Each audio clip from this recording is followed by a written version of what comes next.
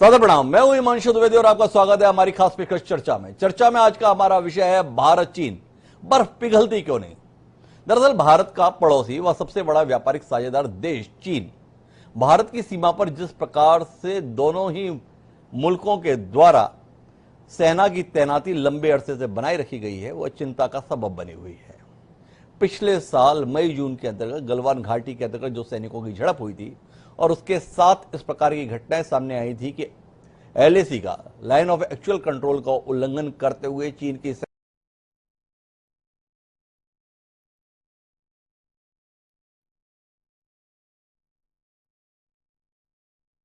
सेनाओं ने एक बड़े हिस्से में अपने आप को दाखिल कर लिया है। तब से ही तनातनी का माहौल चल रहा है। कई स्तर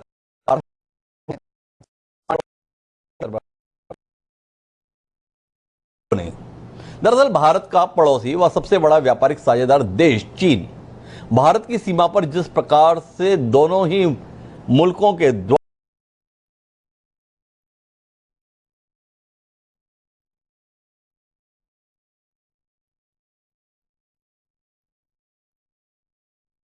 संख्या में बढ़ा रहे हैं। भारत ने भी चीन की सीमा पर 50,000 से अधिक सैनिकों को तैनात किया है। चीन के स्तर पर भी बड़े बड़े हथियारों का वहां पर जखीरा इकट्ठा किया जा रहा है। नई तरीके की व्यवस्थाएं बनाई जा रही हैं। तो इस लिहाज से चिंता हो रही है कि वाकई कहीं कुछ बड़ा होने की तैयारी तो नहीं चल रही है। समझने की कोशिश करेंगे कि भारत और चीन के बीच में पिछले कुछ सालों में जिस प्रकार से समन्वय का रिश्ता बन रहा था, संबंध व्यापारिक स्तर पर मजबूत हो रहे थे, अचानक ऐसा क्या हुआ है जिसमें कोई गतिरोध को तोड़ने वाला प्रभावी कदम उठता नहीं दिख रहा है। चीन के प्रमुख शी जिनपिंग और प्रधानमंत्री नरेंद्र मोदी के बीच में पिछले एक साल के दौरान कोई ऐसा संवाद होता हुआ दिखाई नहीं दिया जिसके आधार पर हम कुछ बेहतर की उम्मीद कर पाए। भारतीय जनता पार्टी को शुरू से यह शिकायत रही कि चीन के संदर्भ में कांग्रेस की और पंडित जवाहरलाल नेहरू की नीतियां ठीक नहीं थी। लेकिन जब नई सरकार अस्तित्व में आई 2014 में, उसके बाद चीन के साथ बेहतर रिश्ते बनाने की कोशिशों को भी एक बड़ा झटका पिछले एक साल से लगता हुआ महसूस हो रहा है। समझने की कोशिश करेंगे कि आखिर भारत चीन संबंध जा किस ओर रहे हैं। एक समय पर हमारे यहाँ के तमाम रक्षा विशेषज्ञ ये दावा कर रहे थे कि बर्फ जैसे ही पड़ेगी तो चीन हिल जाएगा, उसकी सेनाएं इस कदर मजबूती के साथ बर्फीले इलाकों में सेवाएं देने के लिए उपयुक्त नहीं है। पर ऐसा कुछ हुआ नहीं। गर्मियों के बाद बारिश भी आई, बारिश के बाद सर्दियां आई, सर्दियों के बाद फिर गर्मियां आ गई और अब बारिश का मौसम शुरू हो रहा है। पर सेनाएं डटी हुई हैं, टिकी हुई हैं। किस लिए, कहां जाने के लिए, इसी को समझने की कोशिश करेंगे। 4 विषय विशेषज्ञ इस चर्चा का हिस्सा बनने के लिए हमारे साथ मौजूद हैं।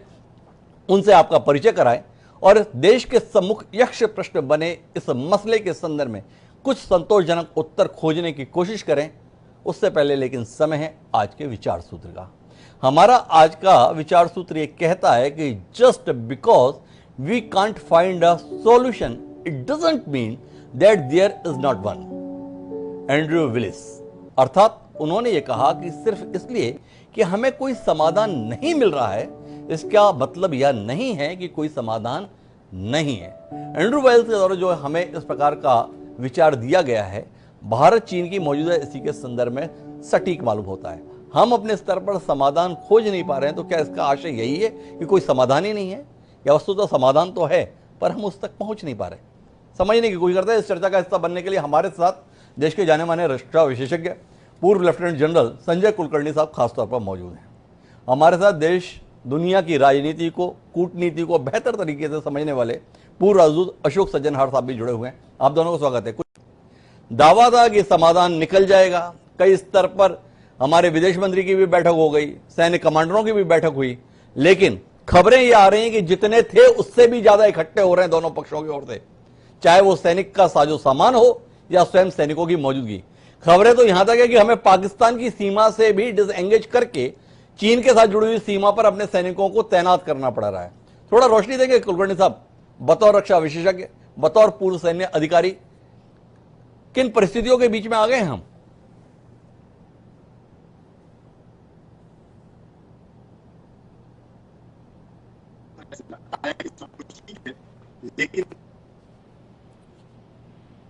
लेकिन और चीन जो है बार बार आपको दर्शाने की कोशिश कर रहा है कि किस प्रकार से भारत को। कुलकर्णी साहब, आपके साथ शायद तकनीकी दिक्कत जा रही है। मैं आपके पास में वापस आऊंगा। मैं अशोक सज्जनहार साहब के पास चलता हूं और थोड़े से विषय को परिवर्तित करते हुए, उनसे सवाल परिवर्तित करते हुए बातचीत करने की कोशिश करता हूं और आपसे समझना चाहता हूं सज्जनर साहब कि एक तरफ कम्युनिस्ट पार्टी की चीन में मौजूदगी के 100 साल पूरे होने का जश्न का वातावरण चल रहा है, ये चीन के बीचों बीच है और सीमा पर सेना की तैनाती का दृश्य देखा जा रहा है। थोड़ा आपसे समझना चाहता हूं कि कूटनीतिक मोर्चे पर क्या ये हमारी विफलता को जाहिर कर रहा है, सैनिकों की इतनी बड़ी संख्या, या कूटनीतिक तौर पर हमारी सफलता को जाहिर करता है कि चीन, जिसको एक बड़ी ताकत दुनिया के लोग मानते हैं, और भारत जो अपने आप को एक ताकत के तौर पर बताता है, कुल मिलाकर चीन को बता तो रहा है कि इतनी आसानी से हम उसके काबू में या उसके अनुसार होने वाले नहीं है। आपका नजरिया? देखिए, मेरे विचार से हिमांशु जी, हमारी विफलता तो बिल्कुल नहीं दिखाता है जी। हमारी विफलता तब दिखाता अगर हम अपने घुटने टेक देते चीन के सामने। जब चीन ने चाहे 3 साल पहले डोकलाम में हमारे ऊपर हमला करने का, वहां पर सड़क बनाकर बिल्कुल ही हमारे सामरिक तरीके से जो चिकन स्नैक है उसके पास बिल्कुल पहुंचने का प्रयास करते। आपको याद है वो वाला जो डोकलाम में हिस्सा था वो भारत का हिस्सा नहीं था, वो भूटान का था जी। परंतु फिर भी भारत गया वहां पर क्योंकि भारत को अपने सामरिक हितों की रक्षा करनी थी जी। अभी भी देखिए, चीन बहुत जाना जाता है जो वो सलामी स्लाइसिंग में बहुत बिलीव करता है जी। वो थोड़े थोड़े वहां पर एरिया के ऊपर ऑक्यूपाई करता है जी। इतना बड़ा एरिया नहीं ऑक्यूपाई करता जिससे कि जो दूसरे देश जिसके विरुद्ध वो काम कर रहा है वो उसको लगे जो भाई बहुत ज्यादा हमारे ऊपर ये ऐसा हमला किया जा रहा है या हमारा बहुत सारी टेरिटरी लैंड लिया जा रहा है। तो धीरे धीरे करके वो बढ़ता है। परंतु उसने यही प्रयास किया पिछले साल भी मई में, वहां पर चाहे पेंगोंग लेक के साथ में या फिर सिक्किम के साथ में, और उसने ये प्रयास किया जो आगे वो निकल जाएगा जी। परंतु भारत ने उसको मेरे विचार से उसको बता दिया जो ये उसकी मिसकैलकुलेशन थी। उसने बहुत तरीके से इंफॉर्मेशन वॉरफेयर देखिए उसने चलाने का प्रयास किया हिमांशु जी। जैसे उसने साउथ चाइना सी में अपना ये बताकर जो मैं बहुत शक्तिशाली हूं, मेरा इतना दबदबा है, मेरे पास इतनी सेना है, इतने मेरे पास जहाज हैं, इतने मेरे पास सभी कुछ है जी। तो वहां के जो सब देश थे उन्होंने अपने घुटने टेक दिए, चाहे वियतनाम हो, चाहे फिलीपींस हो, चाहे मलेशिया हो, वगैरह वगैरह। कोई उसके विरुद्ध बात नहीं करता। अब यहां पर आकर उसने सोचा मैं यही बताऊंगा। आपको याद होगा चाहे ग्लोबल टाइम्स है या और उनके तरफ से बहुत ऐसा प्रोपेगेंडा वॉरफेयर चला, परंतु फिर भी भारत ने वहां पर मिरर डिप्लॉयमेंट किया। जितने उनके सैनिक थे, जितने हमारी तरफ से भी जो साजो सामान था, चाहे वो चिनूक हेलीकॉप्टर, चाहे अपाचे हेलीकॉप्टर, चाहे राफेल का जो वहां से दस्ता आया, तो हमने पूरी तरीके से उसका मुकाबला किया। और यहां तक मैं अब आखिरी बात मैं ये कहूंगा, जो गलवान में हमारे तो 20 सैनिक शहीद हुए जी। परंतु चीन ये बताने को अभी तक नहीं तैयार है जो उसके कितने सैनिक मारे गए जी। यहां तक कि अमेरिकन इंटेलिजेंस ये बताता है जो 65 से लेकर 100 से ऊपर सैनिक उसके मारे गए। टास जो कि रूस की न्यूज एजेंसी है जी। उसने कहा जो चीन के 45 सैनिक मारे गए जी। तो आखिर में मैं यही कहूंगा जो उसको मुंह तोड़ जवाब दिया है और वो ये अब नहीं गलती करता है ये समझने की जो भारत उसके सामने झुक जाएगा या किसी प्रकार के घुटने टेक देगा। तो मैं जो आपका प्रश्न था जो क्या हमारी सफलता है जी। अब विफलता तो बिल्कुल नहीं है, पर हम चाहते हैं जो वहां पर शांति कायम की जाए वो बातचीत से की जा सकती है और उसका हम प्रयास कर रहे हैं। विफलता नहीं है, अशोक सज्जनहार साहब कह रहे हैं, लेकिन मेरी उनसे बातचीत पूरी नहीं हुई है। मेरे पास कुछ सवाल हैं सज्जनहार साहब से करने के लिए, मैं लेकिन उनके पास वापस लौटूंगा क्योंकि संजय कुलकर्णी साहब से हमने बातचीत की शुरुआत की थी। हमारे साथ में पूर्व मेजर जनरल जीडी बख्शी साहब भी जुड़ चुके हैं और साथ ही देश के जाने माने वरिष्ठ पत्रकार श्रवण गर्ग जी भी हमारी चर्चा का हिस्सा बन चुके हैं। आपका स्वागत है। लेकिन कुलकर्णी साहब, जो बात अधूरी रह गई थी तकनीकी कारणों से, उसे अपन शुरू करते हैं। वहां की परिस्थितियों के संदर्भ में एक बार साझा करेंगे आप स्थितियां? हिमांशु जी, मुझे सुन पा रहे हैं अभी आप? जी बिल्कुल। ओके। सबसे पहले आज चीन का मैं कहूंगा 100th year of the establishment of the communist party है जी। और आप देख रहे हैं किस प्रकार से चीन ने हिंदुस्तान के ऊपर सब तरह की कोशिशें की है, इंटिमिडेशन, कोर्शन, मिलिट्री प्रेशर डालने की, लेकिन हिंदुस्तान भी एक पूर्व एक एस्टैब्लिश सिविलाइजेशन है, इसके साथ टक्कर लेना इतना आसान नहीं। स्पेशली खासकर गलवान के बाद जिस प्रकार से चीन को एक जगह से धक्का लगा कि हिंदुस्तानी जो सैनिक है उसके साथ हम अब छेड़खानी नहीं कर सकते हैं, और ये जो जज्बा और ये जो जोश हमारे सैनिकों ने दिखाया है, इसके लिए चीन को अब सोचना पड़ रहा है कि हिंदुस्तान के साथ किस तरीके से कार्रवाई की जाए।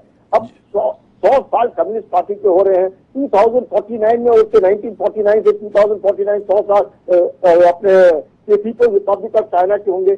अब इसी हालात में अगर हम आप अपने संदर्भ में देखें कि भारत जो है कुछ भी कहे 1962 का भारत नहीं है, इस बारे में तो चीन को अच्छी तरह आभास हो गया है। जिस तरीके से उन्होंने कोशिश की, उन्होंने सोचा कि हो सकता है हम इंटिमिडेशन, कोर्शन, मिलिट्री प्रेशर डालेंगे तो भारत की सेना जो है वो हट जाए, पर गलवान में जो हादसा हुआ उसके बाद चीन को झटका लगा, और उस हादसे के झटके के बाद अब चीन को महसूस हो रहा है कि उनके जो सैनिक हैं उनके पास जरूर मैं कहूंगा कि सब कुछ होगा, मॉडर्नाइज आर्मी होगी, उनके पास मॉडर्नाइजेशन होगा, पैसे ज्यादा होंगे सब, लेकिन जो बूट्स ऑन ग्राउंड है, जो उनके पास सैनिक है, वो उनमें खामी देख रहे हैं। और उस खामी को दूर करने के लिए अगर आप देखें तो पिछले 6 महीने में जिस तरीके से वो हाई ऑल्टीट्यूड में बार बार एक्सरसाइज कर रहे हैं, अपने सैनिकों को तैयार करने की कोशिश कर रहे हैं, ये बताने की कोशिश कर रहे हैं कि उनके पास सब कुछ है, आप अपना जज्बा, आप अपनी ट्रेनिंग, आप अपना करने की कोशिश करो। उसमें मुझे लगता है चीनी सैनिक जो है, चीनी जो कमांड है, उनको जरूर सोचना पड़ रहा है कि शायद आज की तारीख में वो भारत के साथ कम से कम फौजियों के साथ टक्कर लेने में असफल है, नंबर 1। नंबर 2, हाँ हिमांशु जी कुछ कह रहे थे आप? फिर मेरे सवाल हैं जी, आप अपनी बात पूरी कर लें कुलकर्णी साहब, मैं आता हूं बख्शी साहब आपके पास में इसके बाद जी। तो अभी आप देखें कि किस प्रकार से सिंकियांग प्रॉविंस में बिलियंस ऑफ डॉलर्स और कितने सारे अरब डॉलर वो खर्चा करने की कोशिश कर रहे हैं, और कहां पर, किस लिए? 2 चीजों के लिए, एक दिखाने के लिए कि वहां के लोगों के जो है उनका स्तर ऊंचा करने के लिए, लेकिन उसके साथ साथ उनका खास मकसद है कि किस प्रकार से मोबिलाइज करके कितने जल्दी से जल्दी वो हिंदुस्तान के ऊपर हमला अगर होता है मौका ढूंढने की कोशिश कर रहे हैं। अगर आप देखें क्या कितना है, जैसे सज्जनार साहब बता रहे थे, साउथ चाइना सी 3.5 million square kilometre, Sinkiang province 1.6 million square kilometre, Tibet 1.2 million square kilometre, यूनान 1.1 मिलियन स्क्वायर किलोमीटर। आबादी कितनी है? तिब्बत 3 पीपल पर स्क्वायर किलोमीटर, सिंकियांग की कितनी है? 23 पीपल पर स्क्वायर किलोमीटर। ऐसी कम आबादी, इतना बड़ा वो प्रांत, और इतने जबरदस्त बिलियंस ऑफ डॉलर पंप किए जा रहे हैं, इंफ्रास्ट्रक्चर पे जबरदस्त जोर दिया जा रहा है। ये किसके लिए है? हिंदुस्तान के ऊपर किस तरीके से इंटीमेट कोर्शन प्रेशर डाला जाए उसकी तैयारी चल रही, लेकिन हिंदुस्तान जो है अब इस मकाम पर पहुंच चुका है कि दबने वाला नहीं है, किसी के सामने झुकने वाला नहीं है। जैसे आप कहते हैं कि क्यों नहीं ये जो बर्फ है पिघल रही, क्या कारण है कि चीन जो है क्यों नहीं कर, चीन को लग रहा है कि एक ही 2 तरीके हैं चीन के साथ डील करने के लिए, एक from a position of strength और दूसरा सरेंडर। अगर आप सरेंडर करते हैं चीन को, बिल्कुल चीन जो आप कहोगे वो मानेगा, लेकिन आप सरोगेट स्टेट बन करके रह जाएंगे, वो हिंदुस्तान कभी भी नहीं बन सकता है। जहां पे सवाल है हिंदुस्तान और चीन के संबंधों की, it has to be from a position of strength, और वो स्ट्रेंथ पाने के लिए हमें वक्त जरूर लगेगा, पर हम उस मुकाम को धीरे धीरे करके पहुंच रहे हैं। और यही कारण है कि अगर ताइवान जिसकी आबादी सिर्फ 23 मिलियन है, उतने ही सालों से 49 से लेकर के आज तक आंख दिखा रहा है, हिंदुस्तान आबादी देखिए बराबर की उनकी, तब भी हम आंख दिखाने की कोशिश करें तो वक्त लगेगा। लेकिन आज की तारीख में भारत के अंदर भारत सक्षम है, भारत की लीडरशिप सक्षम है, भारत के आर्म फोर्सेस सक्षम है। हम लोगों को अपने एक्ट्स टुगेदर करने पड़ेंगे, पूरे हिंदुस्तान में एक तरीके से एक क्रांति लानी पड़ेगी, और आवाजें जो अलग अलग उठती है क्योंकि हम एक लोकतंत्र है, उसको थोड़ा सा सोचना पड़ेगा कि हम लोगों ने किस तरीके से एक तानाशाही वाला जो मुल्क है उसके साथ हम लोग कैसे डील करना है। संजय कुलकर्णी साहब का कहना है। मेरे साथ में मेजर जनरल जीडी बख्शी साहब जुड़ चुके हैं। बख्शी साहब, मेरे पास आपसे पूछने के लिए कुछ सवाल आता है जो मैं संजय कुलकर्णी साहब से भी करना चाहता था, लेकिन मैं उनके पास वापस लौटूंगा। आपसे जानना यह चाहता हूं कि अगर भारत की दृढ़ता, भारत की हिम्मत, भारत के सामर्थ्य, भारत के पौरुष से चीन इतना ज्यादा प्रभावित या आशंकित है, तो वो अपने सैनिकों की जमावट इतनी ज्यादा बड़ा क्यों रहा है? खबर यह आ रही है कि पीपल्स लिबरेशन आर्मी ने तिब्बत से भी उन्होंने अपने शिंजियांग मिलिट्री कमांड को यहां पर शिफ्ट कर दिया है। तमाम बड़े बड़े रनवे बनाए जा रहे हैं, अपने बड़े बड़े हथियारों को इकट्ठा किया जा रहा है। बतौर पूर्व सेना अधिकारी क्या आप महसूस नहीं करते हैं कि आने वाले समय में किसी बड़ी कार्रवाई की कोशिश में तो चीन नहीं है, या आपको लगता है केवल दिखावा है हमें डराने के लिए? देखिए साहब, सबसे पहले आपकी सवाल का जवाब दें जी, आपको ये सवाल का जवाब देना पड़ेगा कि पिछले साल जो चीन ने कार्रवाई की उसकी मोटिवेशन क्या थी जी, व्हाट वाज चाइना डिजाइन जी, किस लिए उसने अपनी 4th island motorised division 6th mechanised division जो कि लद्दाख से 1000 किलोमीटर दूर शिंजियांग में बेस्ड होते हैं, उनको एक्सरसाइज के लिए लद्दाख के सामने लाया और फिर एक्सरसाइज का बहाना करते हुए, ये देखते हुए कि हमारा सिर पूरी तरह से कोविड से दबा हुआ है और हमने जो एनुअल एक्सरसाइज जो हम करते हैं हर साल लद्दाख में, उसकी एक्सरसाइज से कोइंसाइड करती हुई वो हमने नहीं की जी। उसने उसका फायदा उठाते हुए उन एरियाज में जो कि डिस्प्यूटेड थे, starting from DBO to hot springs to Galwan to Pangong Tso north south, उसने उनमें इंग्रेस करने की कोशिश करी, उसने उनमें इंट्रूड करने की कोशिश करी। We were surprised but we still, हमने एकदम से मोबिलाइज किया, we matched him tank for tank, gun for gun, soldier for soldier, और उसको ब्लिंक करना पड़ा। फिर ये गलवान वैली की कार्रवाई हुई जिसकी अभी बातचीत हो रही है। उससे भी ज्यादा मैं समझता हूं चीन को धक्का लगा, चीन को डेटरेंस हुई, जबकि हमने पंगोंगसो साउथ में जाके कैलाश रेंज पकड़ ली। ठीक है साहब, हेलमेट टॉप, आयरन टॉप, अपना रेजांगला इत्यादि पूरी कैलाश रेंज की जो हाइट्स हैं जो कि उसकी मोल्दो गैरिजन को ओवरलुक कर रही हैं, उनको हमने पकड़ लिया और एकदम पांव के ऊपर थी वो मोल्दो गैरिजन। हक्का बक्का रह गया चीन इस जो है क्विड प्रो को मनूवर के साथ, इस क्विड प्रो को रिस्पॉन्स के साथ। Now let me come back to the original question कि पिछले साल चीन ने ये क्यों किया? मेरा व्यक्तिगत अनुमान है कि चीन ने बहुत थोड़ा सा वो बौखला गया था भारत का आक्रामक रुख देख के। जम्मू कश्मीर में किस तरह हमने 370 को थ्रो आउट किया, किस तरह 35A को थ्रो आउट किया, किस तरह हमने ताबड़तोड़ वापस लगाया था बालाकोट एयर स्ट्राइक से पाकिस्तान के ऊपर हमला। पाकिस्तान सहम गया था और उसको 22 महीने लगे to do something in J&K again. ठीक है साहब, और one of the main reasons that I think, मेरी पर्सनल एस्टिमेट में, was to encourage Pakistan, was to embolden Pakistan कि वो रिज्यूम करे अपनी एसिमेट्रिक वॉर भारत के खिलाफ। और उसमें हम देख रहे हैं कि चीन काफी हद तक कामयाब रहा है, क्योंकि पाकिस्तान ने फिर ड्रोन्स के साथ हमले शुरू किए, छुटपुट हमले शुरू कर दिए हैं जम्मू कश्मीर में, जो बिल्कुल बंद हो गए। मेरा एक सवाल है बख्शी साहब, आपने एक अलग दिशा दी बातचीत को, और इसमें जानना ये चाहता हूं कि चीन की इस कोशिश के चलते अभी खबरें ये आ रही है कि भारत ने भारत पाक सीमा पर जो सैनिक तैनात थे उनका एक बड़ा हिस्सा वहां से हटाकर चीन के साथ जो सीमा लगती है वहां पर तैनात किया है। आपसे जानना चाहता हूं कि सैन्य रणनीति के लिहाज से यह सही कदम है जो ये खबरें आ रही हैं?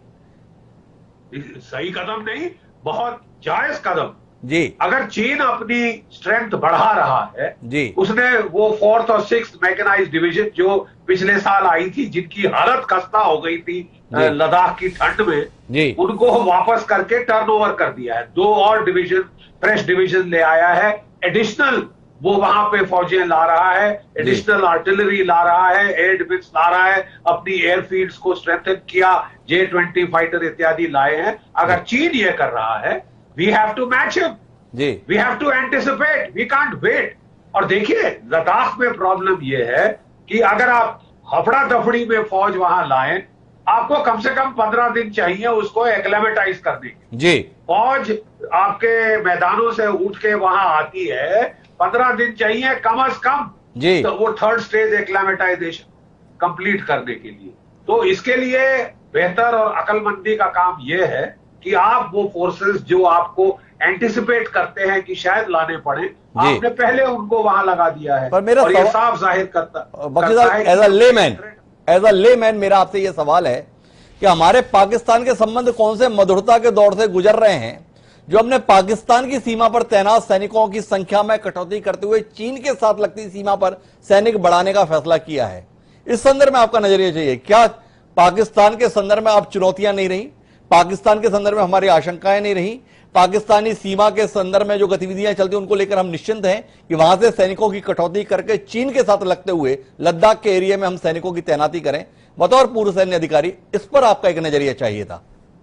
देखिए, मैं कहना ये चाहता हूं, जनरल कुलकर्णी साहब भी यहाँ पे हैं जी, जहां ये जो नई, अब मैं ज्यादा डिटेल में नहीं जाऊंगा जी, क्योंकि we are treading on sensitive territory, लेकिन जो फौजें हम ला के वहां रखी हैं जी, वो दोनों तरफ वार कर सकती है। आप समझ गए जी, वो दोनों तरफ वार कर सकती है, पाकिस्तान की तरफ भी और चीन की तरफ भी। तो कुल मिलाकर बख्शी साहब इस तरफ हमें आश्वस्त कर रहे हैं कि अगर वो सैनिक इधर तैनात किए गए, इसका आशय कतई ये ना समझा जाए कि हमने पाकिस्तान के साथ लगती हुई सीमा को असुरक्षित छोड़ दिया है, ये उनका कहना है। लेकिन मैं श्रवण गर्ग जी के पास जाऊं उससे पहले अशोक सज्जनर साहब से जो बातचीत अधूरी रह गई थी, एक बार उस बातचीत को पूरा करना चाहता हूं। सज्जनर साहब, मेरे आपसे सवाल सैन्य क्षमता को लेकर, सैनिकों की तैनाती को लेकर नहीं बल्कि कूटनीतिक दृष्टि से है। आपसे जानना चाहता हूं कि कूटनीतिक स्तर पर पिछले एक साल की किस सफलता को लेकर मुग्ध हो हम ये बता रहे थे कि हमारे तो चीन के साथ संबंध बहुत अच्छे हो रहे हैं, चीन के जो सत्ता प्रमुख हैं शी जिनपिंग, उनके साथ हमारे भारत के लोकप्रिय प्रधानमंत्री के व्यक्तिगत तौर पर देखिए संबंध कितनी मधुरता के दौर से हैं। और जब संबंध कटुता के चरम पर हैं तो पिछले एक साल से संवाद की कोई गतिविधि, कोई हलचल होती दिखाई नहीं दी। आपसे समझना चाहता हूं कूटनीतिक स्तर पर इसे किस सफलता या असफलता के दायरे में देखेंगे आप? 7 साल में हमने विदेशों के साथ संबंध बहुत मधुर किए हैं, ऐसा दावा किया जाता है सत्तारूढ़ दल के द्वारा, केंद्र सरकार के द्वारा। और जब असल कष्ट का दौर आया, परेशानी का दौर आया, संकट का दौर आया, संघर्ष का दौर आया, तो संवाद होता तक नहीं दिख रहा है, सफल होना तो दूर की बात। इसके संदर्भ में कोई दृष्टि सज्जनर साहब आपसे मिले? जी बिल्कुल जरूर मिलेगी। देखिए, 2 चीजें हैं इसमें बहुत महत्वपूर्ण जी।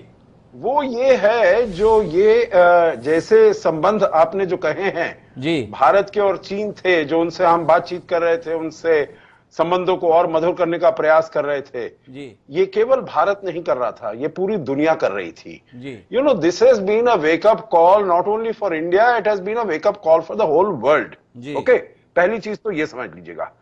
दूसरी चीज आप ये समझिएगा, जो नीति चीन के साथ की जा रही थी वो शुरुआत हुई थी, वो इस सरकार की नीति नहीं थी, वो शुरुआत हुई थी 1988 में। 1988 में जब राजीव गांधी पहली बार गए थे वहां पर, और उसके बाद हमने 93 में अग्रीमेंट साइन की, 96 में अग्रीमेंट साइन की। वो क्या अग्रीमेंट्स थी? वो अग्रीमेंट्स ये थी जो कोई भी दोनों देशों में से इतने ज्यादा मात्रा में, इतनी ज्यादा तादाद में अपने सैनिक यहां पर नहीं लेकर आएगा, अपने बॉर्डर्स पर, लाइन ऑफ एक्चुअल कंट्रोल पर, और इतना इक्विपमेंट नहीं लेकर आएगा, इतना हवाई जहाज, टैंक वगैरह, इतना इंफ्रास्ट्रक्चर नहीं बनाएगा।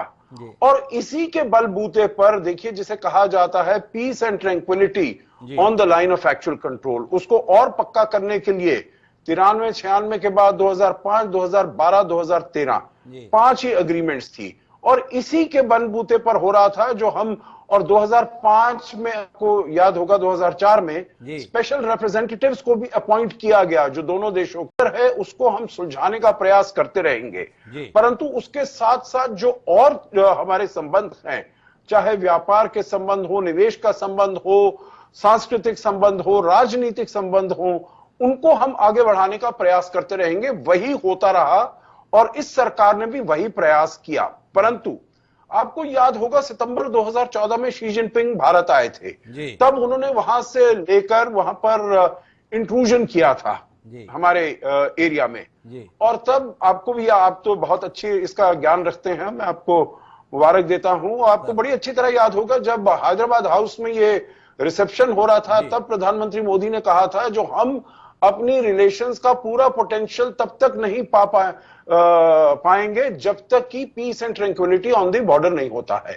तब शी जिनपिंग ने ऐसा ही कहा, जो भाई ऐसा जताया जो उसको मालूम नहीं है, ये तो किसी लोकल कमांडर का ये एक्शन होगा। उसके बाद 2017 का छोड़ दीजिएगा, डोकलाम का छोड़ दीजिएगा, पिछले साल जो हुआ है वो ऐसे हालात थे जो वो लोकल कमांडर का कोई इसमें वो नहीं है। आप ये नहीं कह सकते भाई लोकल कमांडर्स ने किया होगा।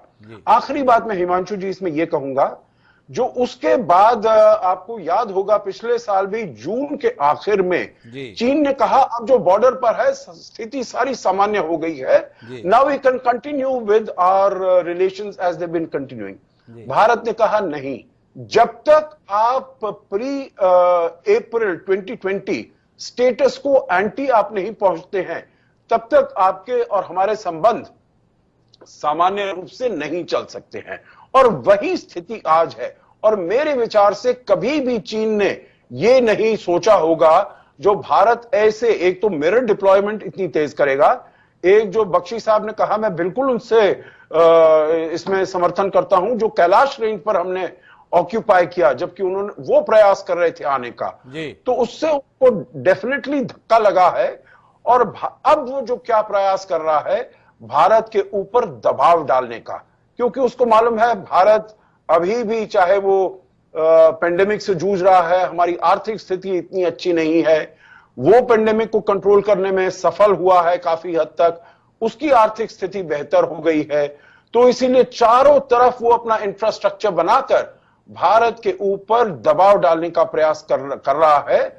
और भारत जो कर रहा है, देखिए क्यों, मैं आखिर में बस उसका भी उत्तर दूंगा जो प्रश्न आपने मुझसे नहीं पूछा है, जो हमने क्यों वहां से अपने 2 डिवीजन हटाकर वेस्टर्न सेक्टर से नॉर्दर्न सेक्टर ले गए, क्योंकि अभी तक हम इस अंदेशे में थे that there is peace and tranquillity on the northern border. अब हमें मालूम है पीस एंड ट्रैंक्विलिटी नहीं है। अगर नहीं है तो हमको पूरी तरीके से तैयार होना होगा। And China is our bigger adversary as compare to Pakistan. तो इसीलिए हमको वहां से वो भी सज्जन साहब ने मुझे सारी चीजों के उत्तर दिए, लेकिन मेरा जो मूल प्रश्न था उस विषय पर आए नहीं सज्जन साहब। मेरा सवाल बुनियादी तौर पर यह था कि शी जिनपिंग और प्रधानमंत्री नरेंद्र मोदी के बीच में बहुत ही आत्मीय किस्म के भरोसे के संबंध निर्मित हो रहे हैं और ये हमारी सरकार की बड़ी सफलता है। पर जब ये टकराव के दौर आया, जब ये संघर्ष का दौर आया, तो उन दोनों ही बड़े नेताओं के बीच में कोई संवाद का दौर क्यों नहीं आया, ये जिज्ञासा मेरे जहन में थी। मैं श्रवणकर जी के पास इस विषय को लेकर जाता हूं। देश के जाने माने वरिष्ठ पत्रकार हैं, राष्ट्रीय अंतर्राष्ट्रीय विषयों पर बारीक निगाह रखते हैं। उनसे समझना चाहते हैं कि हमारे 3 पैनलिस्ट भारत की रणनीति के साथ हैं, 2 पूर्व सैन्य अधिकारी हैं, तो वो भारतीय सेना के संदर्भ में तो पूरी जज्बे के साथ मौजूद ही रहेंगे। पर बतौर पत्रकार श्रवणकर जी, भारत सरकार की इस मुद्दे पर सफलता को लेकर और 2 बड़े नेताओं के बीच साल भर से भी चली आ रही संवादहीनता को लेकर क्या दृष्टि देंगे श्रवण जी? देखिए, मैं तो बख्शी साहब और कुलकर्णी साहब और सज्जनहार साहब तीनों बहुत ही वरिष्ठ लोग हैं और तीनों का बैकग्राउंड बहुत ही अलग है जी। मैं तो एक आम नागरिक हूँ और एक आम नागरिक के साथ एक पत्रकार हूँ जी। मुझे बहुत सारी चीजों की जानकारी नहीं है, तो उस हिसाब से मैं बाहर बैठकर, मतलब खिड़की के पास बैठकर सड़क पर क्या चल रहा है वो देख रहा हूँ जी। तो मुझे जब कुछ चीजें नजर में आती है वो ये नजर में आती है कि चीन को लेकर हमारी नीति क्या है वो देश को पता नहीं है जी।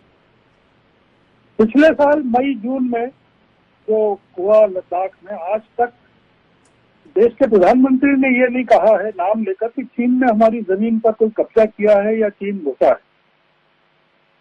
हम एक हमेशा डिनायल मोड में रहते हैं चीन को लेकर, और पाकिस्तान को लेकर हमारा जो एटीट्यूड है वो काफी ऑफेंसिव रहता है, मतलब आक्रामक रहते हैं जी।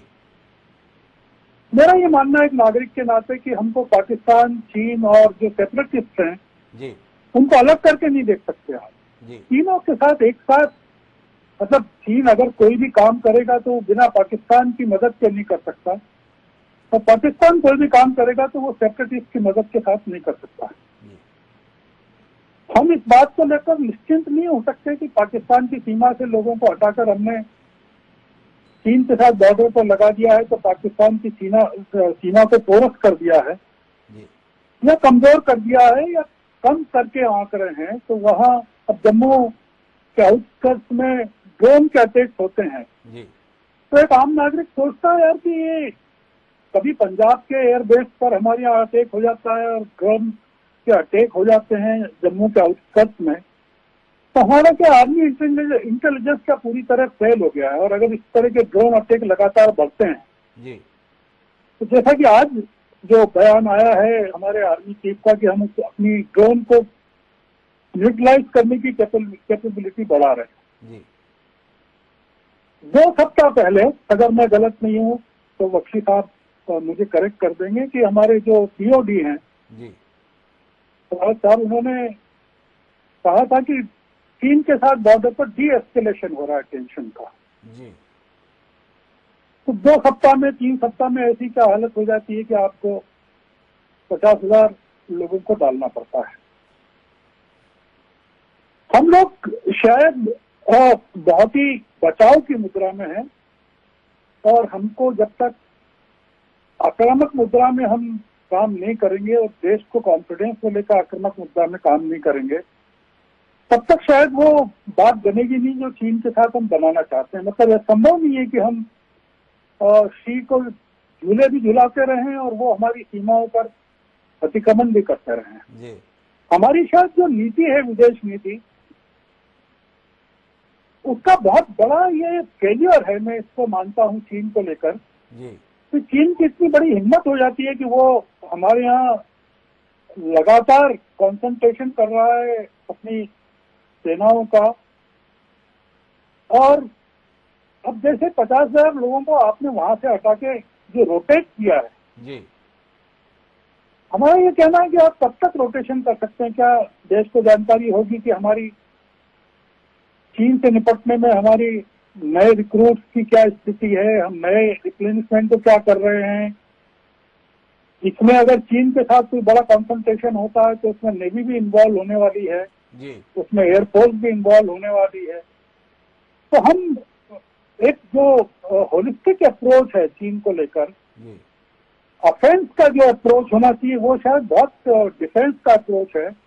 और वो हमारे पूरे, अरुण जेटली ने ये कहा था, ललकारा था बल्कि चीन को, कि हमारी स्थिति अब, जब ये इन्होंने इन्फिल्ट्रेट किया था चीन ने, तब ये कहा था कि हम भारत, अब वो 1962 वाला चीन नहीं है, भारत नहीं है। और उसकी बड़ी रिएक्शन आई थी वहां से चीन की तरफ से कि चीन भी अब वैसा नहीं है। तो हम देश की उम्मीदों के साथ, मतलब हम शायद देश को कन्विंस नहीं करा पा रहे हैं। मैं एज ए लेमैन या सिटीजन कह रहा हूँ कि चीन के साथ हम कोई बहुत वो 56 इंच के सीने के साथ लड़ने की मुद्रा में है। तो चीन को हम वैसे ही चुनौती देना चाहते हैं जैसा बालाकोट और तमाम चीजें बताई गई हमको। मतलब आप सोचिए कि हमारे एक लेफ्टिनेंट कर्नल किस्म के आदमी का या जो भी उनका रैंक रहा वो सीनियर, उसका सिर काट लिया जाता है।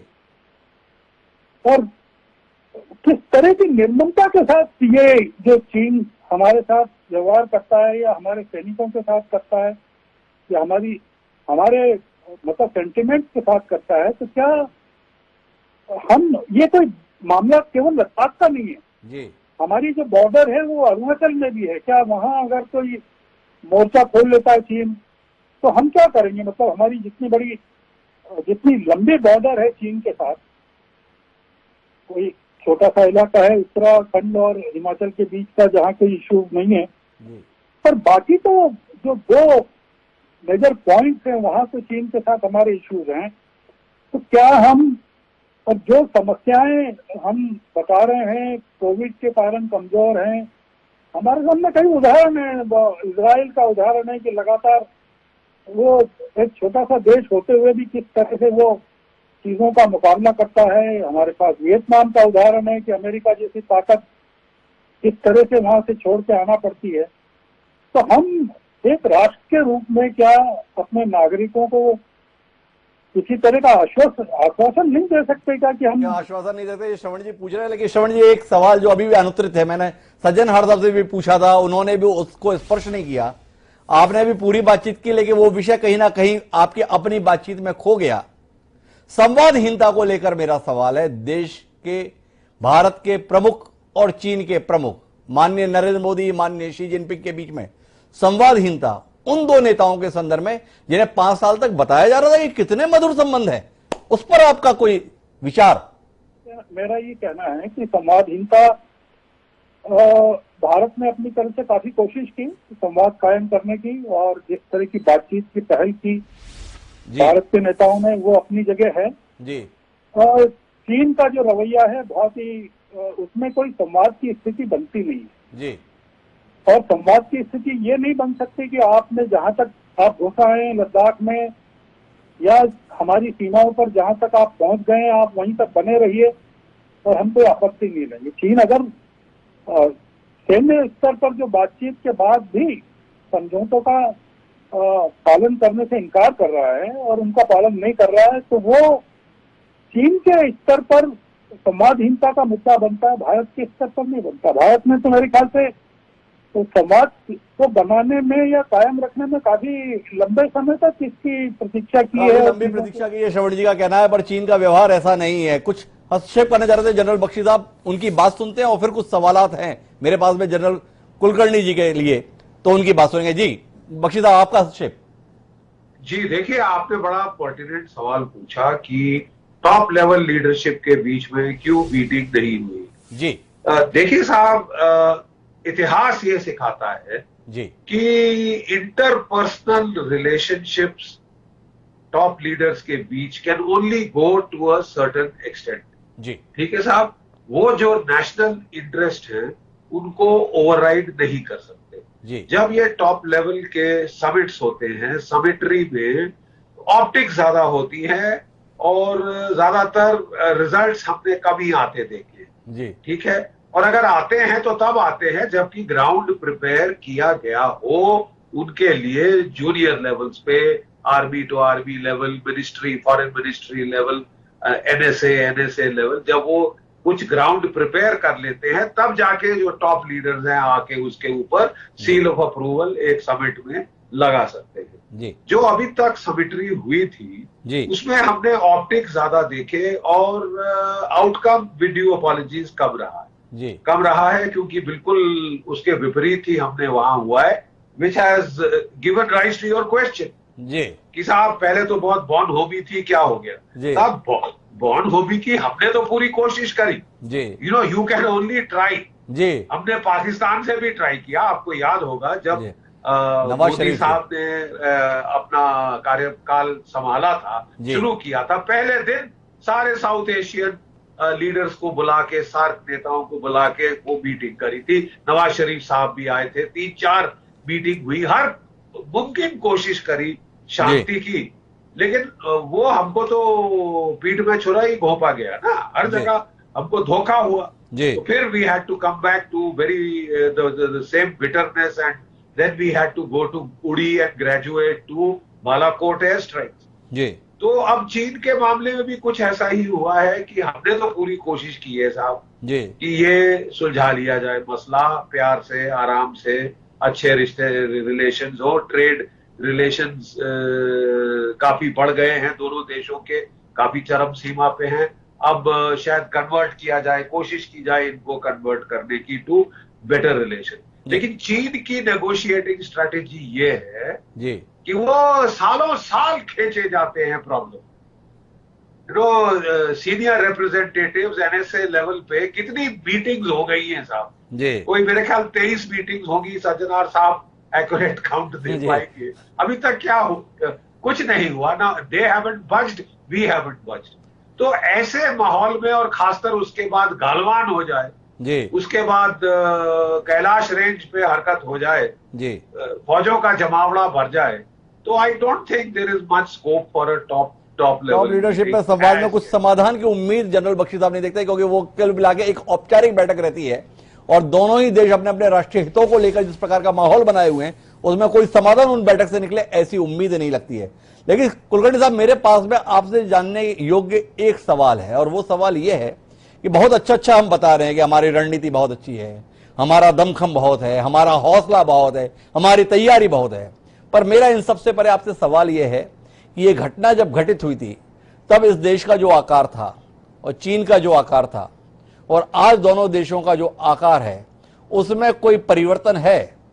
कुल मिलाकर कौन लाभ की और कौन हानि की स्थिति में है? हम चीन के कुछ इलाकों पर हैं या चीन हमारे कुछ इलाकों पर है? ये देश समझना चाहता है। क्या संजय कुलकर्णी साहब से हमें इस संदर्भ में कोई एक स्पष्ट उत्तर मिल सकता है कि हम वस्तुतः किस पोजीशन पे खड़े हैं? कुछ इलाका हमारा उनके कब्जे में है या सब कुछ ठीक ठाक है?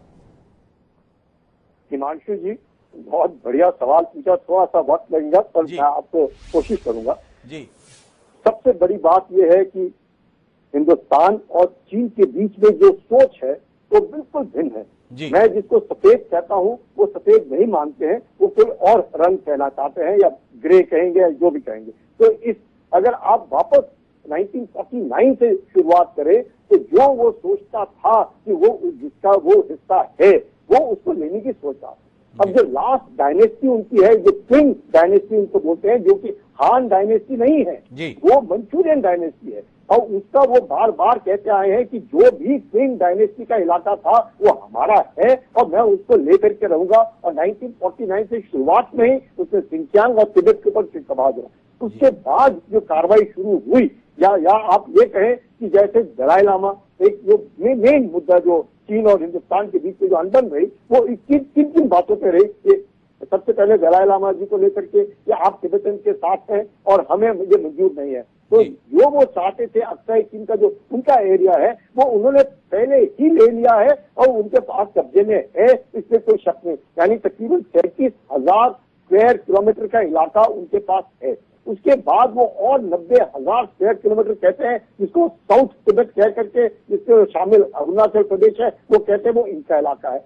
जो ट्रीटीज हमारी ब्रिटिश इंडिया की चाइनीज के साथ ही वो कहते हैं हमें उनके इन पर मंजूर नहीं है, क्योंकि देवर इन सेंचुरी ऑफ ह्यूमिलिएशन। उनको हर बार ये लगता रहा कि जो भी ट्रीटीज किसी ने भी साइन की या दस्तखत किए या इनिशिएट किए वो they were not in a position of strength, हम मानने को तैयार है, हमारे साथ आप कीजिए। जब वो कहते हैं हमारे साथ यानी पीपल्स रिपब्लिक ऑफ चाइना के साथ। तो अगर आप नेहरू एरा से भी देखें तो नेहरू जी भी यही कहते रहे कि जो मेरे पास है मैंने ब्रिटिश इंडिया से लिया है वही मेरा है। तो वहां तक आए। अब उसके बाद 62 हो गया। अब 62 के बाद भी जिस तरीके से हालात रहे, अब 1978 से आप लेकर के देखिएगा दोनों के पर कैपिटल इनकम में हम ज्यादा अच्छे हैं। तो उसके बाद लगातार 30 साल के लिए जिस प्रकार से चीन ने हमारे साथ बातचीत करने की क्यों कोशिश की और क्यों पीस एंड ट्रांसपेरेंसी एग्रीमेंट किए, क्योंकि वो चाहते थे कि अपने जो इकोनॉमिकली है वो चलता रहे। एम्बिग्विटी तो चीन की हमेशा रही है। चीन बातचीत करता है लेकिन उसको अमल नहीं करेगा, उसकी करनी और इससे कथनी में अंतर हो रहा है। तो क्या होएगा? और इस 30 साल में चीन ने क्या किया? हम पीस एंड ट्रांसपेरेंसी एग्रीमेंट में रह गए, जैसे जो उनके पास है इलाका वो उनके पास है और धीरे धीरे करके सलामी साइकिल में आगे आगे आते रहे। इस 30 साल में चीन ने जिस तरीके से तरक्की की, जब आप 10% इकोनॉमिक ग्रोथ हर साल करते हैं, आप 10 million people 10 million people of poverty से निकालते हैं। तो चीन ने पिछले 30 साल में more than 300 million people poverty से निकाल लिए। अब जो सरकार आती है, जो कम्युनिस्ट चाइना की सरकार है, उन्होंने क्या कहा और क्या मानते हैं वो कि हमें मैंडेट है हेवन से। उनका वो चाहे एथिस्ट हो, पर एक बात तो वो मानते हैं कि मैंडेट ऑफ हेवन है, वो सेंटर ऑफ यूनिवर्स है और चीन जिस मकाम पर पहुंचना चाहिए वो जो भी सत्ता हो रहेगी वो लेकर के जाएगी, उससे बहुत अग्रसर है। और आज जैसे आपने देखा जिस तरीके से अपने माओ से तुंग के देश में लगा करके शी जिनपिंग ने एड्रेस किया, क्या कहा उन्होंने? मॉडरेट पॉवर्टी नहीं है, मलेरिया नहीं है, सब कुछ मंजूर। अब उसके बाद वो सीपीईसी में भी हम खड़े दिखे, उनके साथ नहीं थे।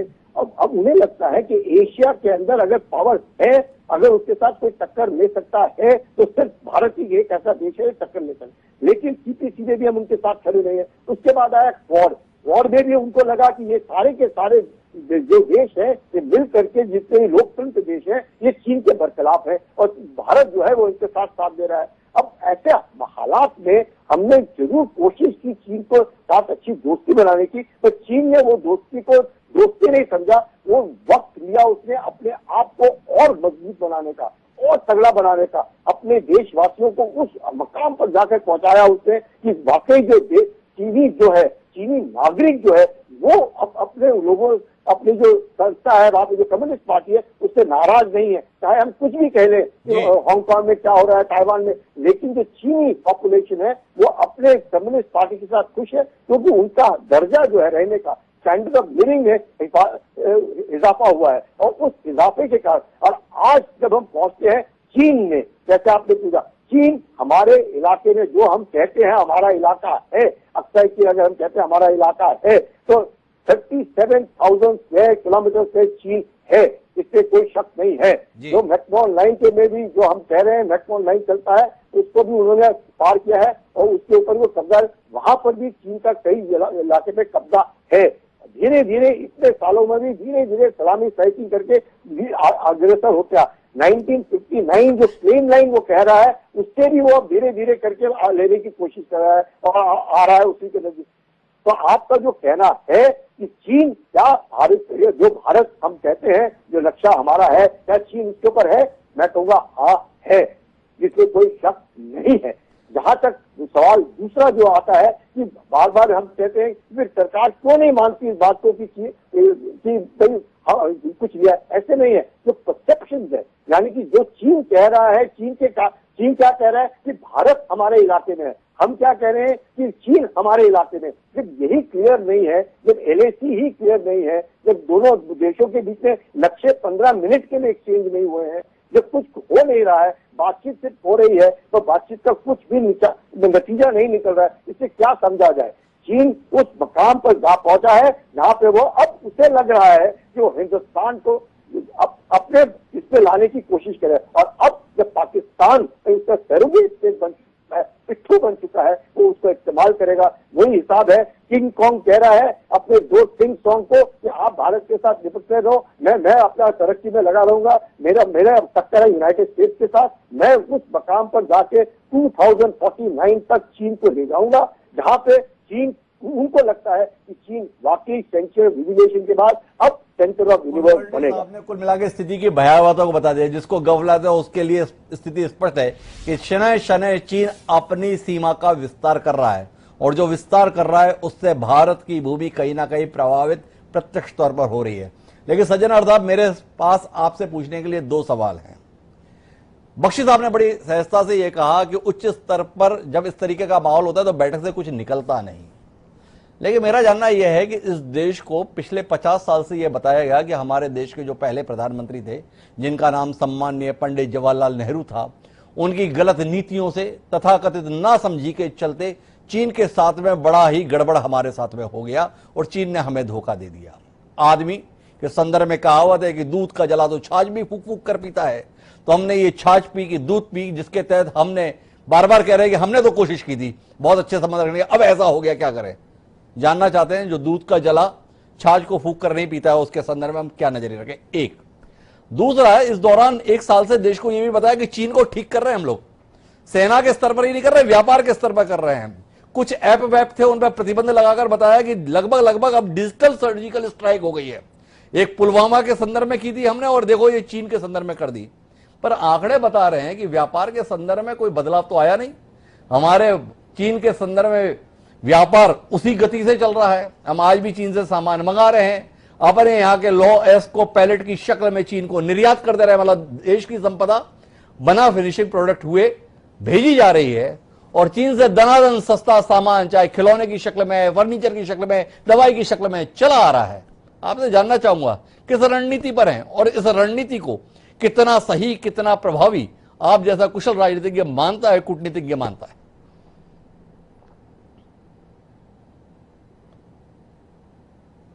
शायद आपने म्यूट का बटन दबा दिया सज्जन साहब, मैं आग्रह करूंगा उसे अनम्यूट कर दें आप। जी ओके, सॉरी जी। या तो जो आपका पहला प्रश्न है उसमें बख्शी साहब ने उसका उत्तर दिया, अच्छा दिया, और मैं बिल्कुल उनके साथ सहमत हूं इसमें। जी खाली थोड़ी चीज मैं इसमें यह कहना चाहूंगा, जो जब भी किसी दो नेताओं के बीच में संबंध होते हैं जी, वो उनके कोई पर्सनल संबंध नहीं होते। प्रधानमंत्री मोदी के राष्ट्रपति ट्रंप के साथ बहुत अच्छे संबंध थे जी। प्रधानमंत्री मोदी के बराक ओबामा के साथ बड़े अच्छे संबंध थे, परंतु जब वो अपनी जगह से निकल गए तो ऐसा तो है नहीं जो हर हफ्ते या हर महीने या हर साल भी टेलीफोन उठाकर वो बात करते हो। नहीं, आपके जो संबंध होते हैं उस उच्च स्तर पर आप अपने जो राष्ट्रीय हित है उसको आप कैसे आगे लेकर जाएंगे, वही आपका मंसूबा होता है, वही आपका ऑब्जेक्टिव होता है। और इनके साथ भी यही था जो हम लोग कहते हैं 18-12 मुलाकात हुई वगैरह, जिससे कि हम हमारी जो चिंताएं हैं उनके साथ उसको हम कैसे निवार सकते हैं। और परंतु ये सब करते हुए भी ऐसा नहीं है जो हम जिसे आप कह रहे हैं दूध का जला छाछ को भी फूंक मार मार कर पीता है, ये नहीं है कि हमने सोचा जो अब सब ठीक हो गया है। देखिए, आपके साथ आपका जो इंफ्रास्ट्रक्चर था वो बिल्कुल बन रहा था, और ये भी एक कारण है जिसकी वजह से चीन ने कहा भाई इन्होंने इतना इंफ्रास्ट्रक्चर बनाया है और वो हमारे बिल्कुल करीब आ गए हैं, अक्सई चिन पर हमला कर सकते हैं, G219 को ले सकते हैं, वो भी एक कारण था। उसके साथ साथ देखिए 2014 तक कोई आपकी डिफेंस इक्विपमेंट वहां पर इंपोर्ट नहीं हुई है भारत में, कुछ भी नहीं हुआ है पिछले 10 साल में।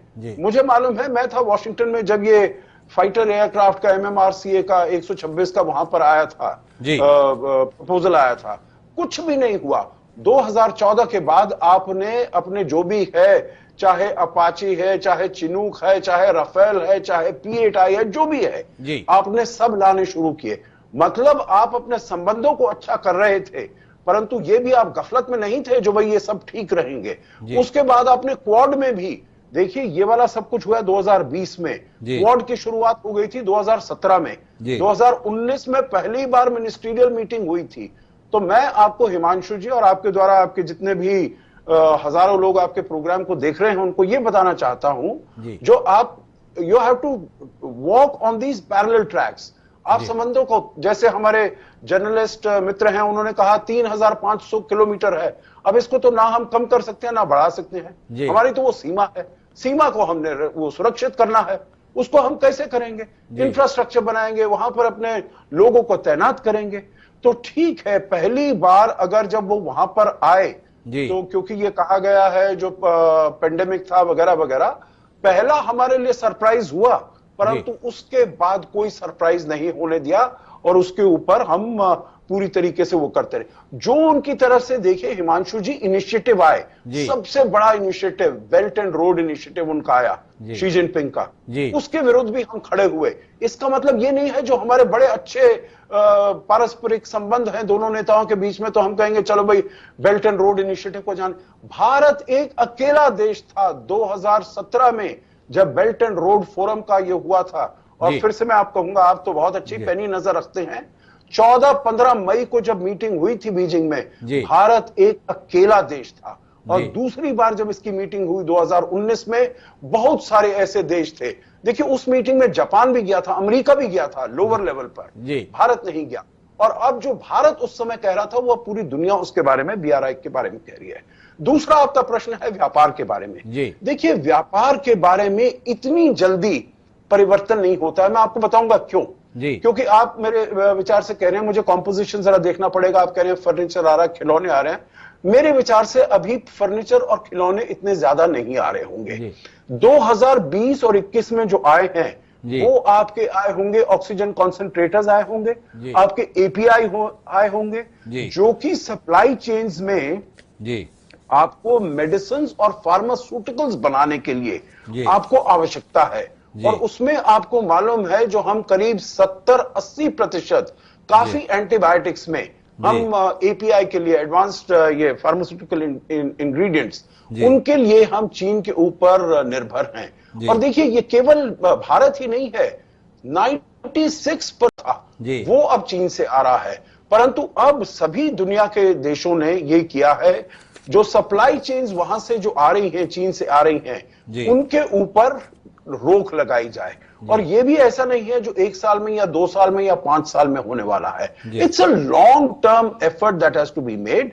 परंतु मुझे पूरा विश्वास है और भारत अब सरकार को इसमें देखिए ये करना होगा, जो अगर हम आइटम ABCD वहां से इंपोर्ट करते हैं चाइना से, परंतु अगर वो हमको और साउथ कोरिया से मिलता है, ताइवान से मिलता है, मलेशिया से मिलता है, वियतनाम से मिलता है, थोड़े ज्यादा पैसे पर भी मिले, हमको वो वहां से इंपोर्ट हमें वो विकल्प निकालना चाहिए। सज्जन हर साहब का कहना है। मेरी बातचीत अंतिम दौर में है, मेरे पास सीमित समय है। मुझे एक सवाल GD बख्शी साहब से करना है और वो उनके सैन्य अनुभव को देखते हुए करना है।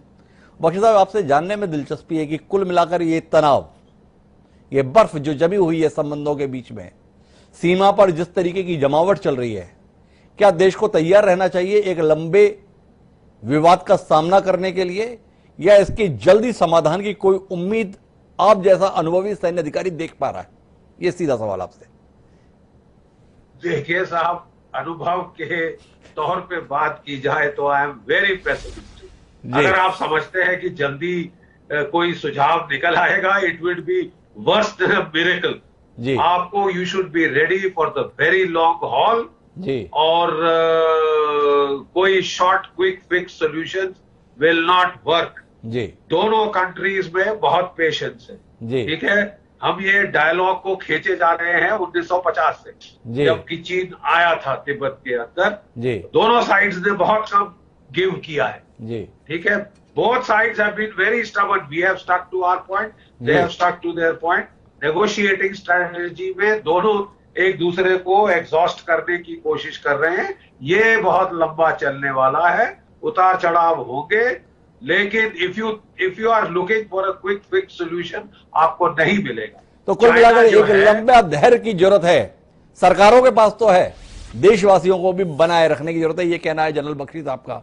सज्जन हर साहब भी इसी राय के साथ में है कि कुल मिलाकर चीजें नियंत्रण में, इस हौसले के साथ रही है। लेकिन श्रवणकर साहब, मेरे आपसे पूछने के लिए दो सवाल हैं।